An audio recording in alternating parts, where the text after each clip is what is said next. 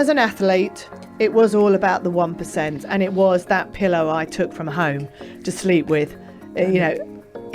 Did it work or not? But I won a gold medal. Maybe that was the 1%. My first act really defined me as a person, and that stops overnight. You've got to start planning. You've got to start seeing this in vision, in pictures, and what it looks like, and how will it feel to cross that line in Barcelona and win, and what's it going to take?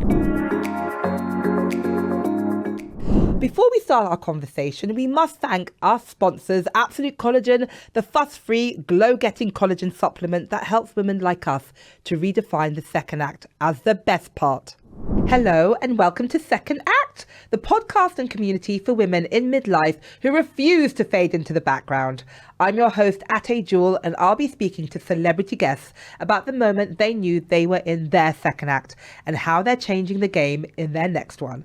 Our guest for this week's episode is Olympian Sally Gunnell, who is the only female British athlete to have held Olympic, World, European and Commonwealth titles simultaneously in her event, and a former world record holder in the 400-meter hurdles. Sally has since pivoted and works as a fitness coach for women. Sally Gunnell, welcome to Second Act. Sally Gunnell, I am so excited to have you on Second Act. Welcome and thank you for being here. Thank you very much. A pleasure. Looking forward to it. Well, I'm so excited. Let's kick off. I'd love you to summarise your first act in 3 words. Gosh, I would say full on, relentless, and just 100%. I love that. So you just gave it everything. Yeah, and it's not until you sort of come away from that life. I retired when I was 31, and you look back and you think, wow, how did I ever do that? Because from 14 years old, it was just the life I knew around training, discipline, challenging yourself, getting better, wanting more, and just being, so driven in what I did. That's amazing. And I mean, if you were to give yourself a report card, obviously it'd be excellence. But what would you say your first act would be if you were to sum it up, your report card? I think it would be that was determined, very competitive, lacks a bit of confidence. Wow. Yeah, I did in those early days. But very much, took on board the support and the help around her to become the best version that she could be. That shocks me, the lack of confidence. Like, when you were an Olympian, did you struggle with your insecurity? What did that look like for you? It was beforehand, really, just growing up. And I just think I was always one of these people, so many women out there that always would put myself down, go, oh, look, she's got new spikes on.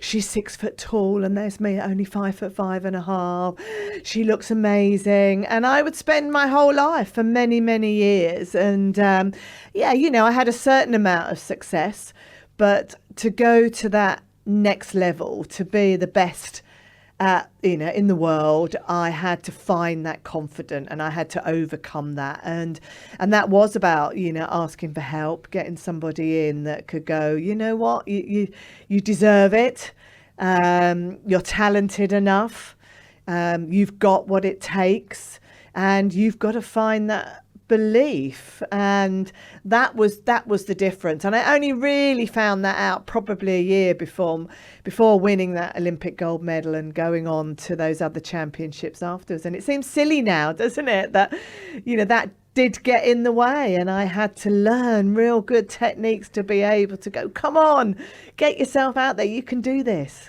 I completely relate to that. I think millions of women will relate to it. Thank you so much for sharing that, because there's so much evidence. You are literally a winner, baby. There is gold medals, there are world records. People haven't touched you, but you still had that little voice inside of you that said, this isn't for me. And what were the techniques that you used to get over it?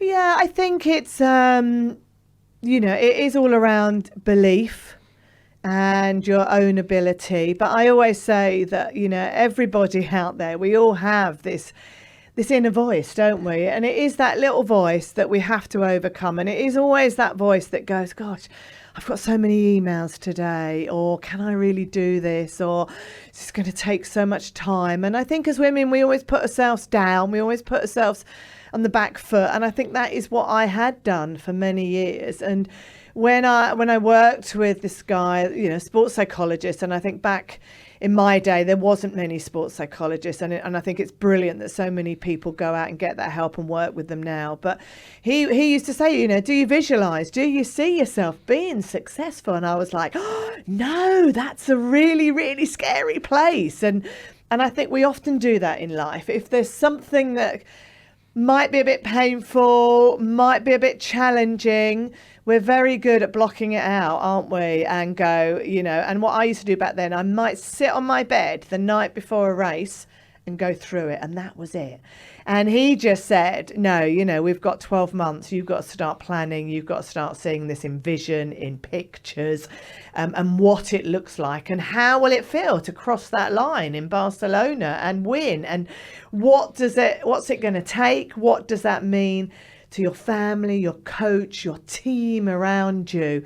And allow yourself to see yourself be successful and achieving what you deserve. And that's what I did. I just used to find 5 minutes each day of going through that race, of executing it as such, that perfect race, and then crossing the line and, you know, what that next bit would feel like. And, you know, it's really powerful to stand on the line in Barcelona and go, I know what I've got to do out here. And I just went into this autopilot and did exactly. And I remember crossing the line going, was that in my mind? Did I really do that? And, you know, and it was a bit like, hang on a minute, you know, that is what I've rehearsed. And it was like, yeah, there it is. So, yeah, and it's incredible how many times I've used it. And it just has really helped me to deal with, you know, some really tricky situations in my life. That is so powerful. I'm literally doing that tonight. Like, you know what it is? It's like early manifesting, positive visualization, mood boards, all these things before we had the words for it. It's what you were doing. And it's about, we can use it. It doesn't have to be massive. You know, it could be just to have, I don't know, feel better about ourselves, have more energy, to lose weight, to get into a dress that we want to wear for a wedding in 2 months' time, you know. You get a job interview or whatever it can be, a little challenge, or, you know, how you want to have a conversation with your kids. Just take yourself off and mentally prepare yourself, not just rock up and then let it all roll out, which is what I used to do. Me too. Exactly. And I think it's just about, I often say, we always have that little voice in our head, and it's about finding confidence from other things around you and telling yourself, I can do this, and shutting that voice up in our head. I love that. Giving yourself permission to win, really. Absolutely. Yeah, exactly. That's half the battle. It is. And we always do. We always put ourselves down, women, and we always put ourselves last. And it's about, no, I'm not going to do that. And I deserve this, and I'm better, and I'm going to do something about it. And take it. I love that. Everyone, let's do that. Take it. You've got this. So now that you are in your second act, what does that actually mean to you? I think it took me a long time to find out what my second act was, because, you know, my first act really defined me as a person, and that stops overnight. You announce your retirement and it's taken away from you, and you know, and you have to find yourself. You have to go, what am I getting up for each day? And you were 31. I was 31. People don't even get going in their careers until they're 30s. I know. And you were like, okay, thank you, goodbye. Yeah, well, I was a bit like, well, I don't have to train today, and I can eat what I like. And, you know, it's not all about me anymore, because as an athlete, you're quite a selfish person, because it's always about what you eat, what training you do, what the team around you's doing, your massage, and all of a sudden that's gone. And it took me a while to really find who I was and what I wanted to do. And don't get me wrong, I think I had to spend time finding it. It doesn't just appear. And Did you go off the rails? You know, some footballers, when they're they just like, You know, because it's the whole world is suddenly open and you get really overexcited. Yeah. Did anything like that? Did you get really overexcited? Just for me, I'll just eat a whole chocolate cake and Well, be I like, did for I don't about, care. I think for about 2 months, I did no exercise. Yeah. I ate everything. I Yes. put on probably about a stone in weight. And then I remember someone saying to me, well, hang on a minute, your heart's a muscle and you've used that for so many years. And if you don't, it becomes all fatty and horrible. And I was like, whoa, I don't like the sound of that. So I thought, hang on a minute, I've got to go back and do something. So I did start exercising and going back into it, but it was lovely to choose what I wanted to do. But do you know what? I think what really helped is, you know, I had some really good work things to focus on. I had to come to terms that there wasn't just this one massive goal in my life that had been trying to achieve all my life, but there was other things that were just as important.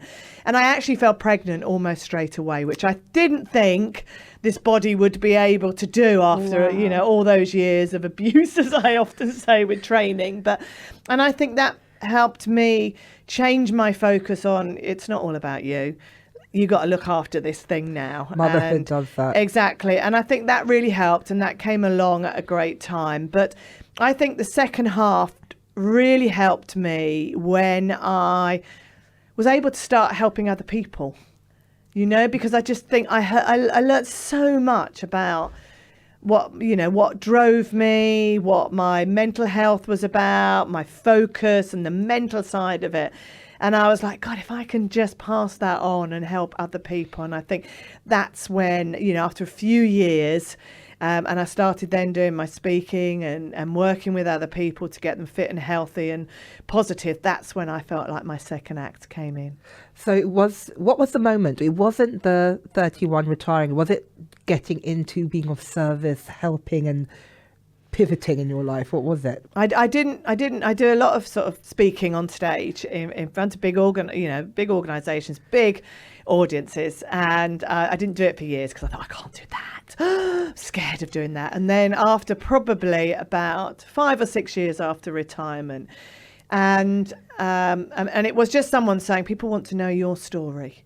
And I stood up and I told my story, and I could see definitely women that would go, wow, I can use those techniques and that is going to really help. And that was the start of my second act, was when I could help and support other people in, their journeys and, you know, giving them the confidence to be able to do that. Because, you know, I used to always say when I was running, 70% of it is in the mind. Wow. And to be able to take that and put that into anybody's lives and say, you know, you've got all the skills, you've got all the, you know, you've done the work, but you've got to believe it and you've got to tap into that 70%. And to be able to help people do that is just, It's life-changing, really. Yeah. Yeah, I think it is. And, you know, it's, as I say, it doesn't always have to be massive, but I think, you know, it's about what you can achieve and what all of us have those doubts and we all think, am I good enough? But actually what you can achieve and you go, wow, I never thought I'd be able to do that. And there's always rocky roads. There's loads of rocky roads on the way. But I think what sport taught me is that those rocky roads are about how you learn and move on. And I think I drive all my friends crazy now because I think sport has taught me I'm a bit of a fixer. So Yes. Something happens in someone's life and I'm like, right, what are we going to do about it? And I'm out there, I'm trying to sort it. And sometimes we can't always sort everything, you know, within the first 24 hours. So I have to go, whoa, hang on a minute, just hold this and support people, but try not to fix everything, you know, straight away and, you know. Let it breathe. Let it breathe for a bit, yeah. So you're talking about your friends. I'm a fixer too, by the way. Hands up. How did your friends help you navigate? Like, I'm getting divorced and my friends have been my people. When you had retired from sports at the biggest level you can do, did your friends help you transition? Because it is a big life change, isn't it? They really did. And I think I was very conscious of... I had great friends that were outside of the sport as well. That's healthy. And I think that really helped. So I always say, you couldn't come to my house and do Through the Keyhole because you wouldn't see anything about my athletics career. It was really important for me to have a life outside of it and have some great friends.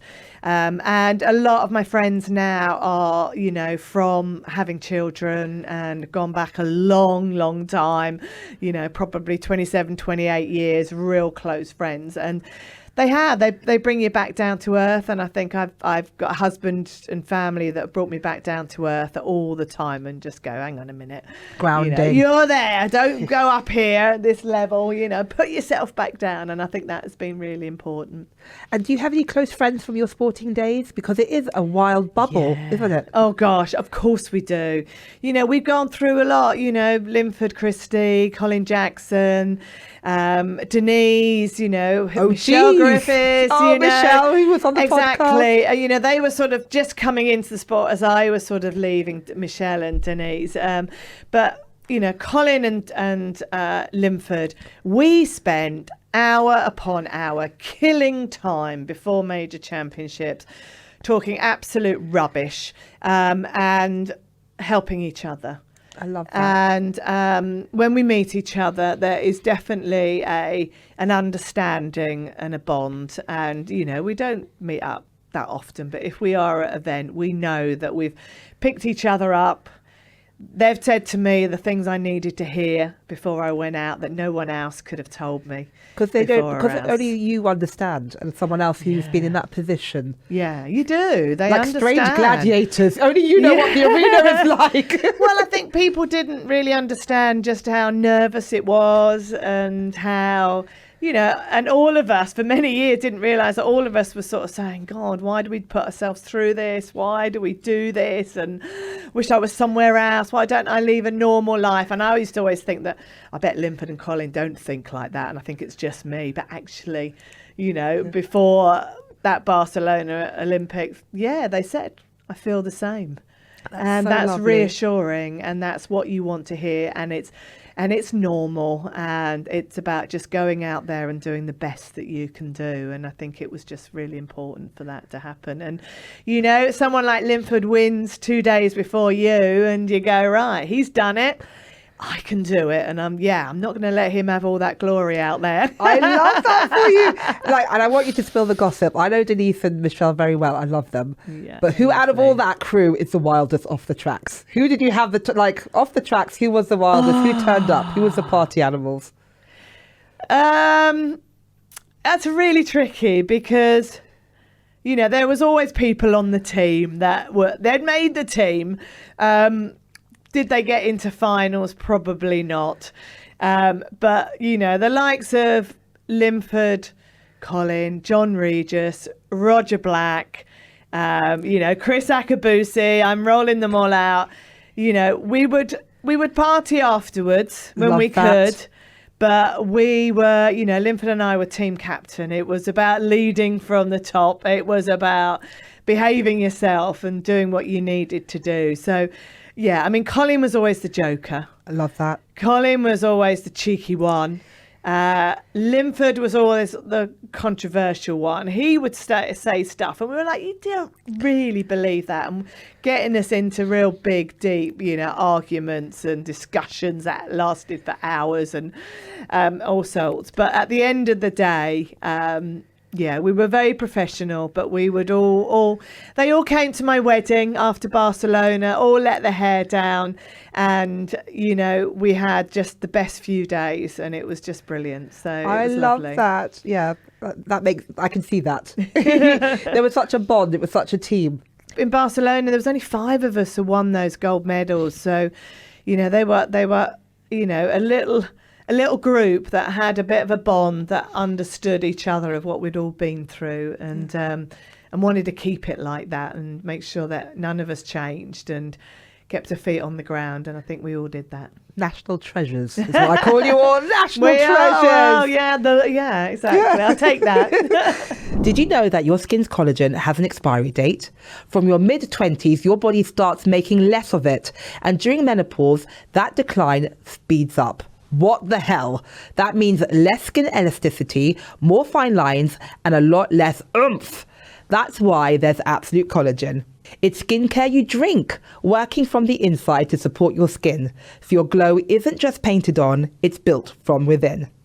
And their clinical trials? Well, 100% of women said that their wrinkles were visibly reduced, which is an absolute wow.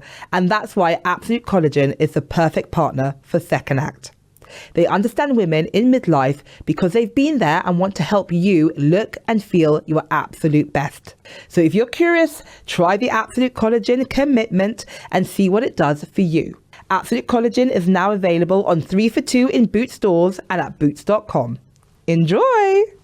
So you pivoted, you're a natural treasure, we love you. You pivoted into TV and you've been a regular on our screens, and I want to know, what are some of the best and worst jobs you've had and why? Oh, gosh.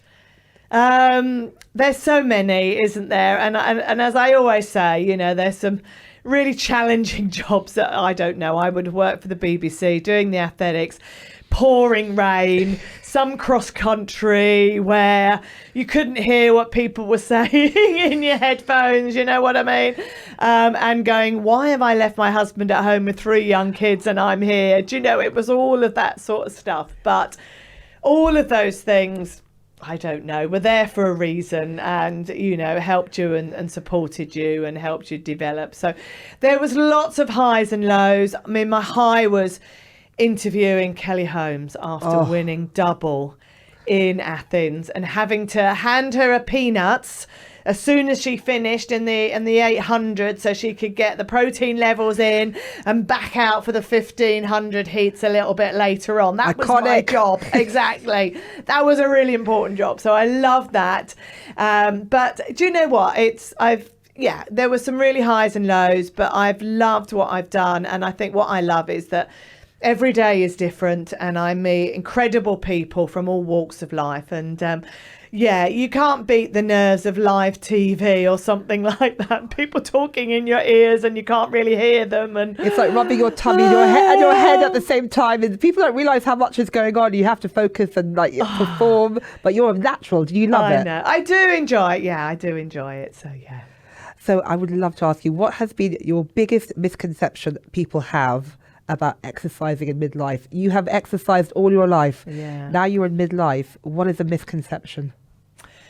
I think it's how it changes, you know. I think that is the thing that sort of shocked me, you know, coming from somebody that's been in tune with their body, you know, knows what they do. And then all of a sudden, you know, going through menopause and how, you know, I can't run like I used to, how your strength goes, how your muscles get weak, and how you have to change and adapt completely and have a whole new, you know, way of working out, and how that has had to adjust over the years to support me now. But that's okay.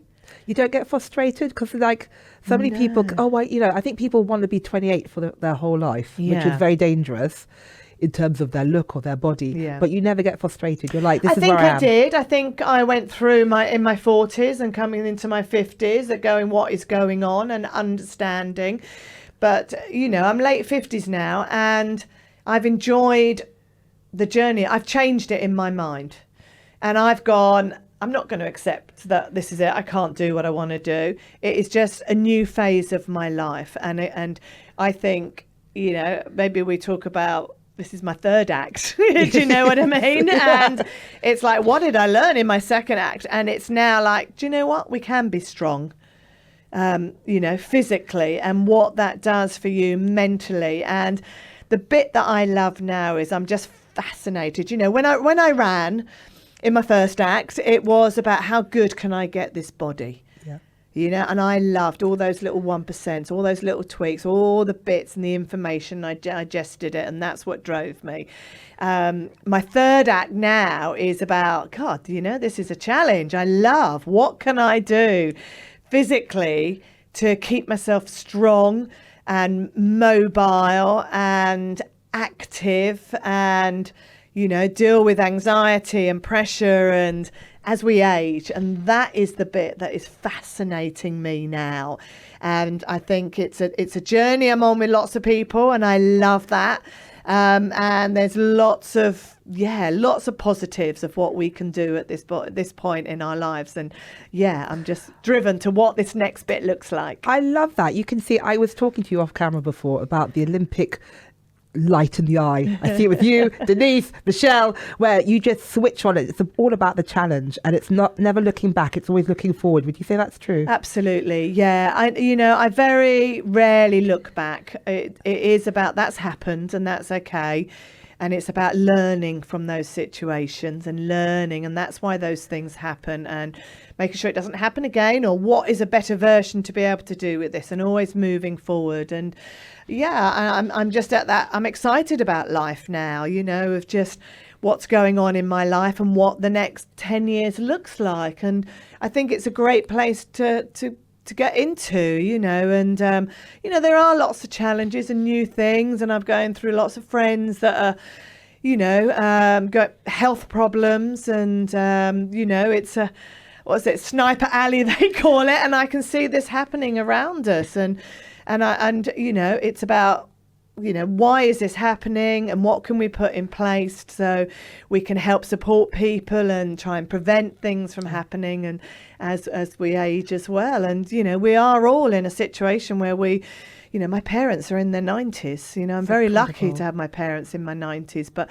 I want to, if I'm going to get to that age, and who knows what's going to happen, I want to be as fit and mobile as I can as I age, and have a really fun, active life. I want to have fun still. It's quality, absolutely. And what does that look like? So you work, I love that. You work as a coach. You're helping so many people. What are some common fitness roadblocks that you see, and how can we overcome them? Because we all want, it's not just longevity, it's quality of life, isn't it? Yeah, exactly. So what can we do? What are roadblocks? We started Life's Hurdles with my son. Working with my son has been very, very interesting. And, he's 23 years old, 24 now. And he brings a whole new dynamic to understanding what that looks like. And I love it. And I think the biggest roadblock that we get to is that every woman that comes to us is, some people have come to us, have never done weights before in their life. A lot of them have quite high-end jobs, or they've retired, or they've got more time. But the thing they've all had in common is we've always put ourselves last. And it's the time in my life where I want to look after myself. And they realise the value of what exercise can do in supporting that, not just making them strong physically, but making them strong mentally. And do you know what? It's their kids around them. It's their husbands that are saying, invest in you and your health to be able to look after your elderly parents, to be able to look after your kids that are still wanting you, even though they're at uni and all of this, whatever, but just invest in you. And I think that is it. And we give them their strength program. We help them to lose weight. But the biggest thing that comes out of it is how much energy and confidence they have. And that is the key. I love it. Tell me a bit more about Life Hurdles. And I love the fact that you're working with your children. I've got twin daughters who are 14, and I look at them thinking, that would be lovely to work with Mummy when you're older. So working with your kids, tell me about that. What's it like? Do you know, it's really interesting. He's very driven. He brings in the young technical side, the social media side, which, is a love-hate like so many of us, but he brings that side of it.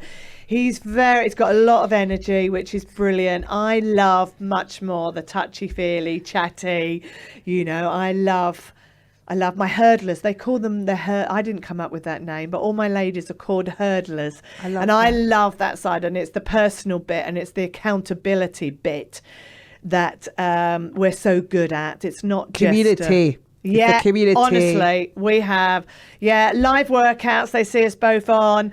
We have live meetups, and everybody can chat. And we've built this incredible community of women who realise that they're all going through the same stuff. menopause, life-changing, I don't know, moaning at our husbands and elderly parents, we've got to look at whatever it is. We're all going through the same stuff, and we can all support each other, and that is what. And I get so much out of it. He does boss me around, and it's interesting at times, but I couldn't have done this without Luca as well. So it's been incredible. Do you wish that your boys or Luca had seen you win all your achievements in sports? Do you know, I've got 3 boys. Finley's 27, Luca's 24, and Marley's 20. They're all involved in fitness. Sport has been a massive part of our life. I would love of them to have experienced it, but at the end of the day, you're just mum.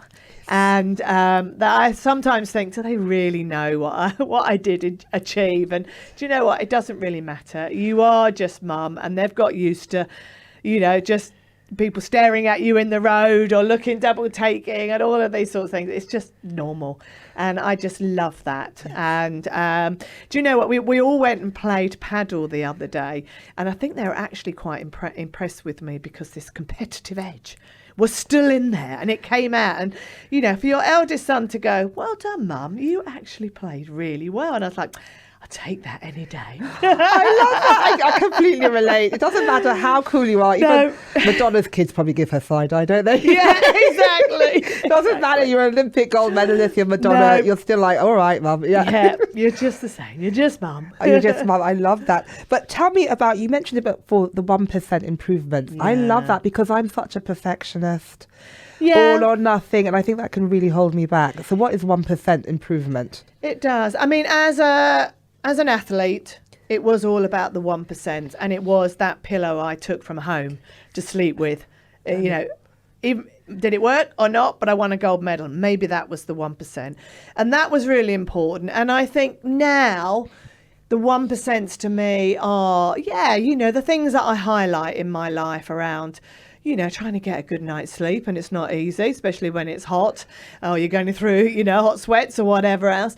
I think also, what you eat and how that can still play a part. So they're all my 1%. But I think the thing that I've really have changed in this, what I'm calling my third act, is you can't be perfect every day, and I've had to really adjust that in my life, because that is where my athletics had taught me, and I ticked all the boxes many times. But I did have situations where I stood on the line to a world championships, and I wasn't feeling particularly good about myself on that day, and I had a cold. So I know that it doesn't always take being perfect, and I've had to really adjust that.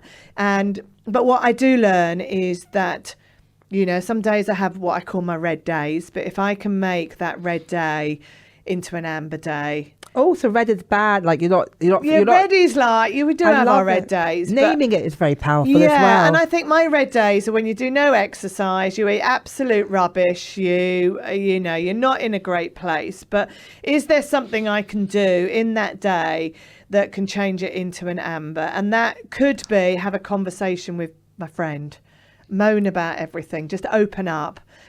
Chat to them, and actually that makes you feel a little bit better and takes it into that amber day. I think that's and very that's powerful. Where I sometimes go with it, because I don't really want to be too many red days in my life. And what can I put in place, and just trying to think really, what does that look like? And trying to get into those green days, but actually those green days they're just small little things that take you there. And I know that exercise takes me there. It doesn't have to be much.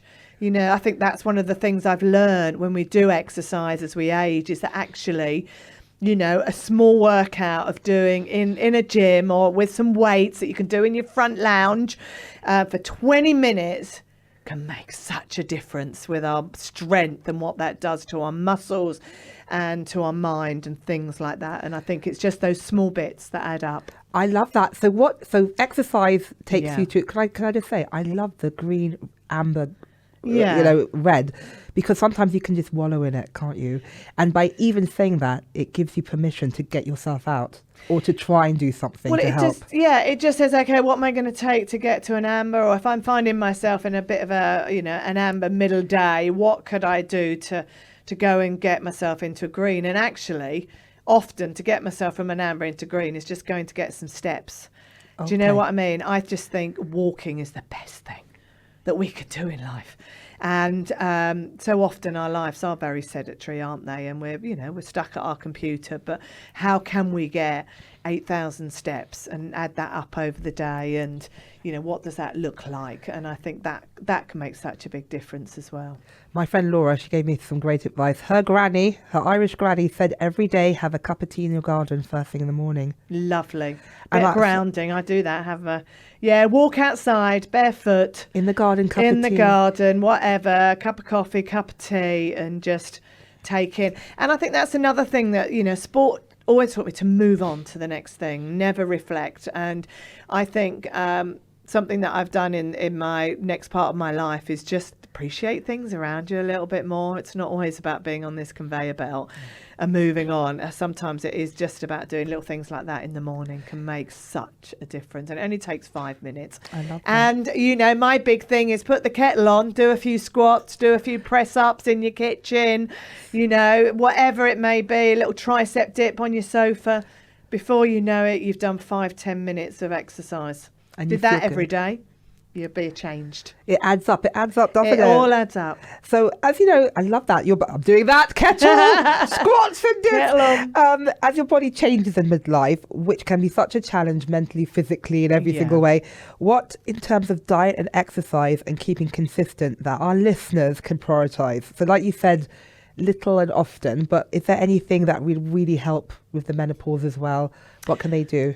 Yeah, I think there's a number of things that you can do. I think doing some sort of physical activity, and if we could do that 3-4 times a week, I would love to say do some sort of, weights, resistance work, something like that is really good. And, you don't have to go for a gym. You can do that in your front lounge, like I'm saying. But, once your muscles go and they start going from 35, the backache happens, that everything goes flabby. And that's where your mobility goes. So weights is my biggest thing. I think the other thing is looking at protein levels. It is a big thing that's made a difference, especially as I've aged. So I will prioritise and look at each meal and go, what protein can I get in? I'll, try and have some eggs for breakfast. I'll, have a salad and a bit of chicken for lunch. And then look at my evening meal as well and make sure I've got some protein within that. So prioritising that, I think, is really good. Trying, obviously to not snack too much in between. And then just get a good community of people around you, people to chat to. And the other thing I would say, get help, find a coach. I often say I still got a coach. I've got my eldest son. I go in and do a class with him and he tells me what to do in the gym. Even though I know what to do, I need somebody that tells me. Is it accountability? It's accountability and not having to think. I want a progressive program where I can see myself getting stronger and fitter.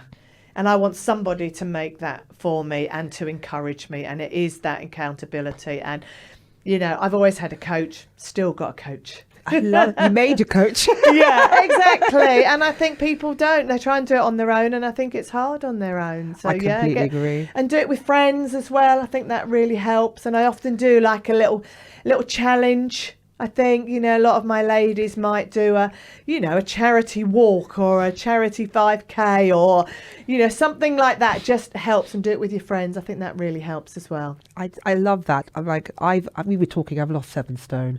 I've started Incredible. to exercise. I've started doing weights. Shout out to BB Fitness Coach. And Brilliant. It's like knowing that BB's in the gym, I can't just go under the duvet. She's like, come on, I'm here. Wait, let's go. It's getting up for someone or something, Exactly. or meeting a friend, meeting a coach. Yeah, and not letting them down and not letting yourself down. Yeah, That's accountability. It makes a big difference. I love that. Thank you.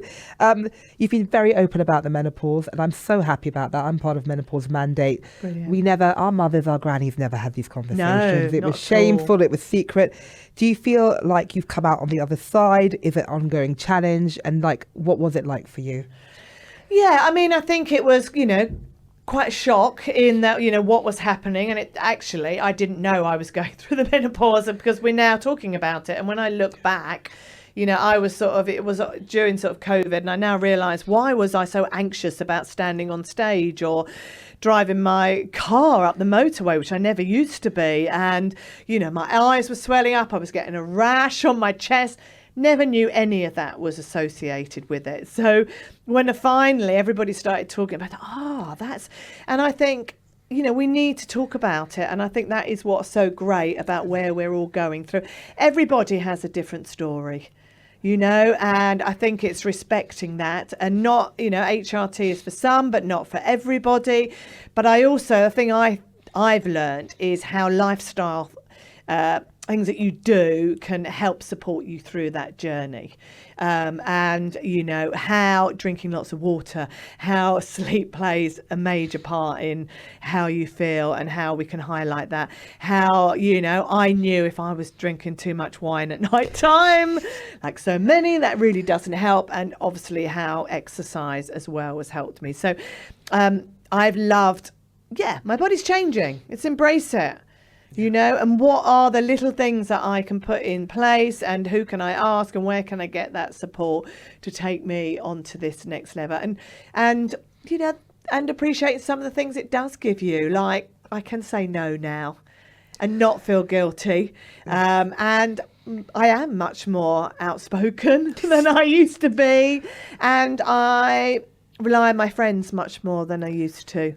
And I think, talking more openly to my kids about it, and and having the support of my husband and stuff. And I think I love that we're much more liberated by it.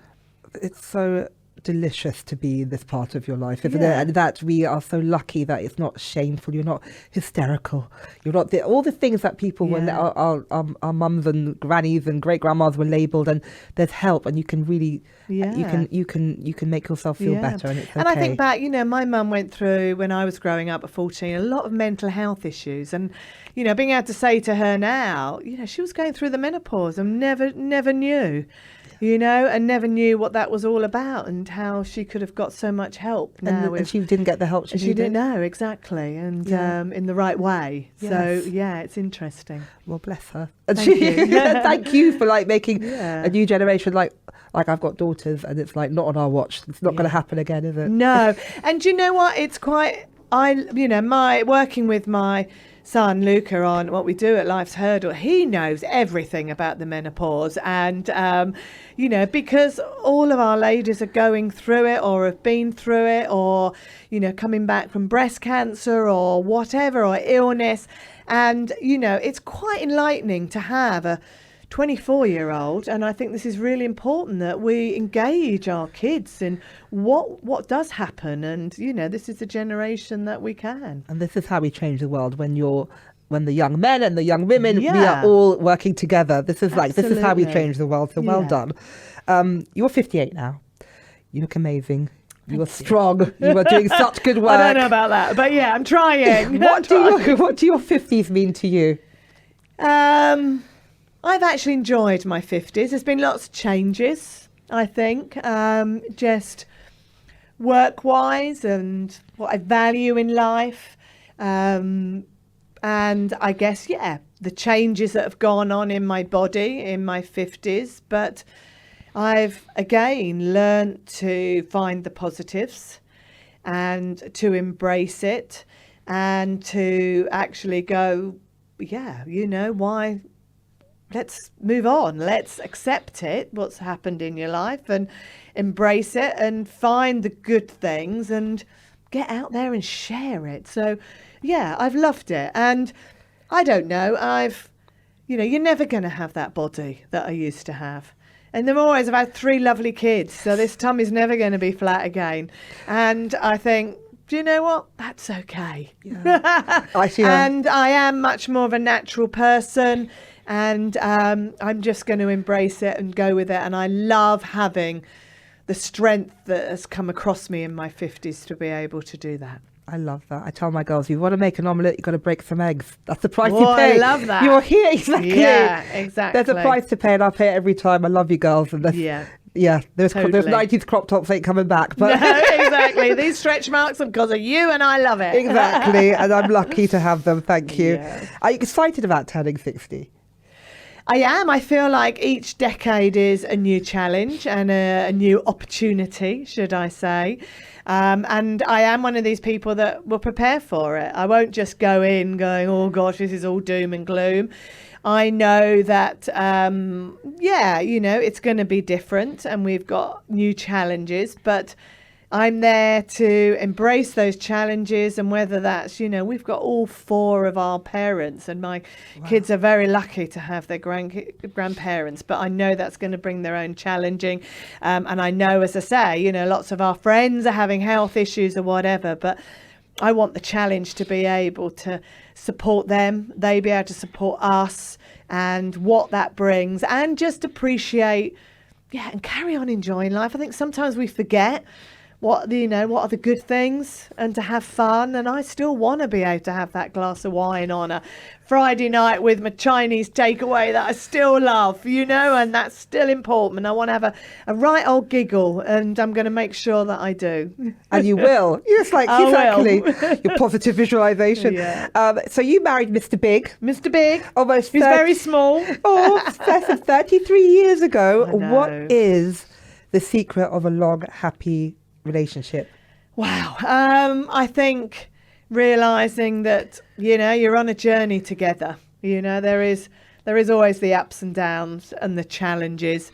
And I think probably both of us being in sport has helped, because you ride them together, whatever those challenges may be. But, he was always my backbone. He trained with me. He got me out of bed when I was moaning and I don't want to train today or whatever. And I see how that role has sort of changed, and I'm supporting him more now. And that's really reversed. And I think that's really important at the same time, and understanding what he's a coach now, and understanding what he's going. And I think it is, just riding from it. But, it's like anything. It's like having kids, it's not all plain sailing. There is challenging, but it's not about giving up. It's about finding a way and moving on together and supporting each other through those highs and lows, and realizing, relationships do change, but what you do have in common, and making time for each other as well. We're still reinventing ourselves, like, right, okay, what are we going to do together? How do we find that time together, and what that may look like? And it looks like it's going to be on the paddle courts now, so watch that space. I love that. You have to keep dating, don't you? Exactly. And just, I'm going out your way to find time, because he goes off to the mountain for, a month, 5 weeks with the athletes, and it's tough at times. So when can I join him, and how do we have quality time when we get back? So you still have to work it. It's work, but good work. Good work. What are you doing differently now in your second act compared to your first act? I think I am definitely finding that it's not all about perfection. It's about balance. It's about appreciating things, and just not giving yourself a hard time, and just being kind to yourself and appreciating what you have around you. I love that. Yeah. I struggle with that, so I'm receiving that. I have to work at it again, because I come from a very driven, perfect sort of person from being an athlete, but you can't carry on doing that all your life. You just, it's why so many people get burnout, and it's why we do break down and feel like we do. And I think I've had to really bring myself back and slow down in my life almost, and just go, it's okay. We can't always be perfect. Biggest learning is accept that our bodies change, and you're not always going to be that person. And, again, I think, you come from sport where you're pushing every little bit that you have to getting out of that mindset, and and accepting that it is going to change, but it doesn't have to change for the worst. It can just evolve, and you can find new avenues and new ways and new things that it can do, and how much the body can affect your mind when you're running, it can still affect you and your mind now.